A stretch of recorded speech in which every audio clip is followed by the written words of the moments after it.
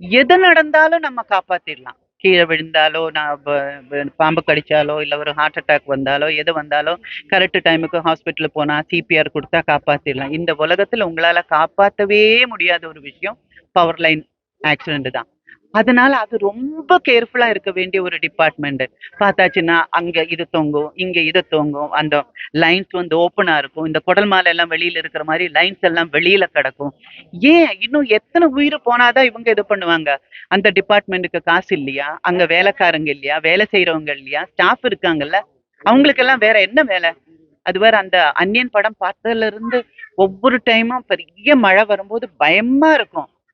என்ன எத்தனை பேர் இதா போறாங்க என்னன்னு தெரியல. எனக்கு ரொம்ப கஷ்டமா இருந்தது எனக்கு அந்த நியூஸ் பார்க்கும்போது. நமக்காக நம்ம என்ன சொல்றது, நம்ம அசிங்கத்தை எடுத்துட்டு போய் நம்ம நம்ம வீட கிளீன் பண்றதுக்காக ஒரு பொண்ணு கஷ்டப்பட்டுட்டு இருக்கு. அந்த பொண்ணோட உயிரை எடுத்திருக்கு பாருங்க. அதுவும் நம்மளோட கேர்லெஸ்னஸ் அப்படின்னு தான் நான் சொல்லுவேன் அந்த டிபார்ட்மெண்ட்டினோட.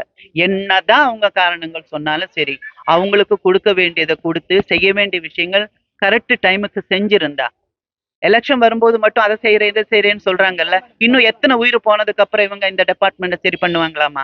அன்னைக்கு ஒரு மீடியாவுல பார்த்தேன். அவங்க வந்து நாங்க பாக்குறதுக்கு போகும்போது நடந்து போறதுக்கே பயமா இருக்கு அப்படின்னு. அது மீடியாவுல பார்க்கும் போதே பயமா இருக்கு. அப்ப நம்ம நடந்து போனா எப்படி இருக்கும்? எனக்கு ரொம்ப கஷ்டமா இருக்கு. பாவம் அந்த ஃபேமிலி. அவங்களுக்கு என்ன சொல்றது,